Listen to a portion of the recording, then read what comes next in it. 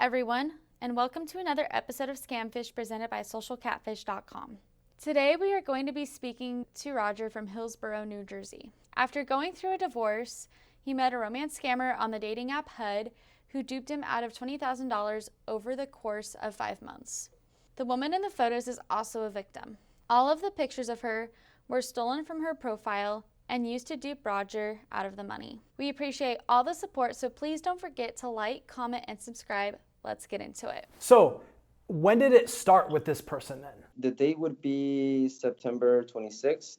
I got into this app. I wanted to, get a foot there and see how it goes. And she liked me. I liked her back. The conversation was very fluent, like if I knew this person in a way. When she told me her birthday, I kind of even searched, all right, compatibility, Capricorn and Virgo, they're supposed to be compatible. And okay, I understand why it's kind of going fluent. I kind of took that as a sign too, so. Gotcha. And so you just been out of this divorce, or you're just about to finalize this divorce. You've been praying for somebody to come into your life. You've had these dreams that obviously were very vivid and stuck out with you. And then all of a sudden you get on this dating app and you meet somebody and it just takes off. And what proceeds to happen over the course of time with this person? The first photo that she showed was her in her army uniform. I'm like, okay, so it's someone that has integrity. She had a picture of her and her son and her of her mother.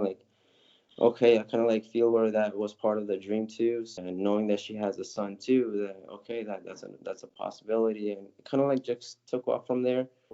And then how much did you send her that first time? For his son's birthday, Mm-hmm. that was $100 gift card for him to play video games or such. So you guys hit it off great. You help her out initially, with her son's birthday. Things are moving along. You vividly remember this dream and you're putting two and two together, being like, hey, maybe there's an attachment here. Maybe there's something here with the dream I had and what's going on in my life right now. And then was she a God-fearing woman too? She has a tattoo that it's a Bible verse. Now, when she showed me that tattoo, I always thought, okay, if I ever do a tat, it would be something that I would dedicate it, to the Creator. She actually started making prayers and wow, this is the right woman that I had made that prayer for. So the faith-based scams, right? Like the romance scams that involve faith, they use them to let your guards down. So, a lot of times they'll pray with you or they'll send you scriptures, which happened and sent pictures of a Bible, with verses. And so they're really trying to play into somebody's emotions so they can take advantage. And that's exactly what had happened. Ariel and Rodger were really hitting it off at this point until she asked him for a favor. Ariel claimed that for her birthday, her friend purchased her a new motorcycle. She had no one to claim the motorcycle, to get it delivered at her house because her mother wasn't there. So she had my address, so the bike would go to my house and I would accept it. But then things started to come up, security storage for getting some documents ready, the ownership of the bike and customs.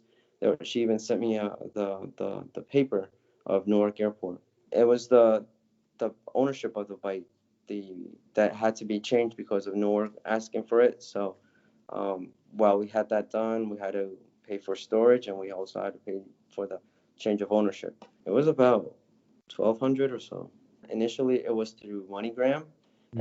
And when I went to the store, I gave the person's name, and then when I contacted them, they said that they couldn't get it. There was issues with MoneyGram, so that the best way to make all these payments was Google Play cards, which I did. After Rodger paid all these fees to get this motorcycle, Ariel ended up changing the shipping address and he was out of thousands of dollars. Ariel got a special gift from the South Korean Defense for her assistance as a nurse in Korea. We would be able to buy her house, take care of setting up a business for her to actually retire and start a family. They needed my driver's license to make sure that it is me that I'm going to be accepting and it's the same address and everything. They also needed her passport. First of all, military personnel are not allowed to be wearing their military uniform on a civilian document. So we know that she didn't show up to get her passport photo taken in a legitimate way. That's always like something that's easy, because like sometimes these scammers, they'll Photoshop the pictures. Sometimes they're decent Photoshops. They even put like the watermarks, all that stuff on it. But the pictures are hard to change. So you'll notice that the signatures often don't match the names of the people on them. Rodger paid thousands of more dollars in customs and holding fees for the second package. However, an officer found drugs inside of the package and threatened to send Rodger to prison. He started communicating with me through the email saying that because he's new to the case, he would need to open it. And then that's when he showed me the picture of the package with the drugs in it. If this is actually true, then it can't be nothing against me because it's not at my possession. So I kept fighting it, that do what you want to do. Take me to trial, take me to court. I know that I have references. I know that because of her job, she would have a good support also by the defense. So the FBI emails him. So if the FBI was trying to get a hold of you, they would either send you a certified letter or they just show up at your doorstep. Right. And especially in a case like this where there's drugs and a ton of money, I mean, there's a ton of money. It's not a small amount of money. They would probably show up at your doorstep in this case. Instead, they're sending emails and getting a lawyer involved to get money out of them. And that's just not something the FBI would do whatsoever. They did an investigation for about 3 days. And then they said that one of their corrupt officers was the one who put one of the bags in it. They started threatening me that they're going to send FBI agents to my house and pick me up if I wasn't going to go to the airport within 24 hours. They sent me the picture of the lawyer with the suntan at the airport. Apparently, a CBP officer was caught planting the drugs in the suitcase of money that the victim received. In a matter of a few days or a week, this man was found out for planting the drugs. He was charged, he was thrown in jail, and he was convicted of the crime. But as we look closer, we can see that there's a watermark across the face of this man. It actually is a watermark to a stock photo company. There's stock photo websites where if you own a website, if you own a business, you can go to this website and you can buy these photos. The thing is if you don't pay for these photos, they leave what's called a watermark, and there's little symbols on the images. And this scammer had stolen these pictures from a stock photo website and sent them over, but forgot to remove the watermark. After running the investigation, we found that everything was fake. The supposed FBI that contacted Rodger and the lawyer were fraudulent. In this case, we have the suitcase full of gold with a sign or a message from the person who, in Korea, was being responsible for this, making it official.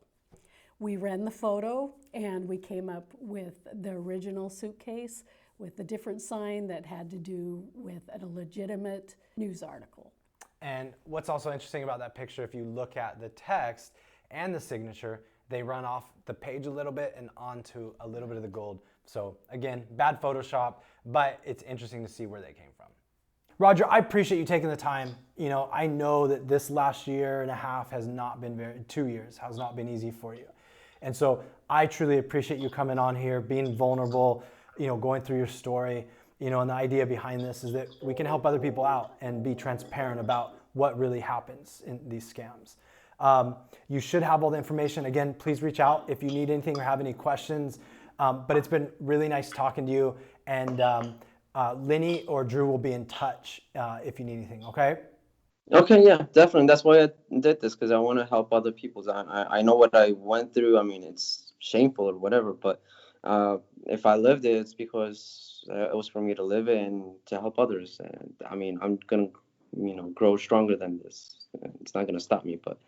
So many people come to us all the time and think, oh, this would never happen to me, or I never thought it would happen to me, and it does. And I'm telling you, there was $300 million that was reported last year. It's probably $1 billion. It's probably close to $1 billion because most people are too ashamed because they think they're the only one. They really think they're the only one, and that's not the case whatsoever. So I appreciate you being vulnerable. I appreciate you going through your story, and we'll be in touch. You have a fantastic afternoon, okay, Rodger? You too. Thank you so much. So we dug in, and we scoured the webs, used our image search, and used different tactics where we actually found a long history of this person's picture spanning probably, what, 7, 8 years? I'd say about 7. Yeah. And what was interesting is this person had, when they were younger, they had lighter color hair.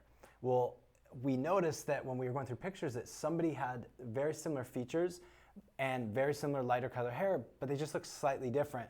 And so we ran those images separately, and what did we find out? Well, one photo out of all those photos, and it came up a totally different path, and the results we were getting were porn stars. Yeah.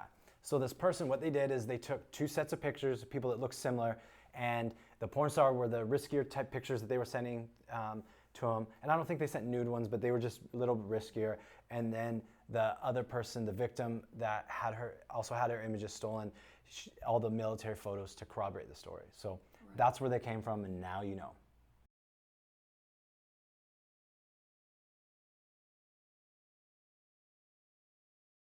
Are you unsure if the person that you've been talking to online is real or fake?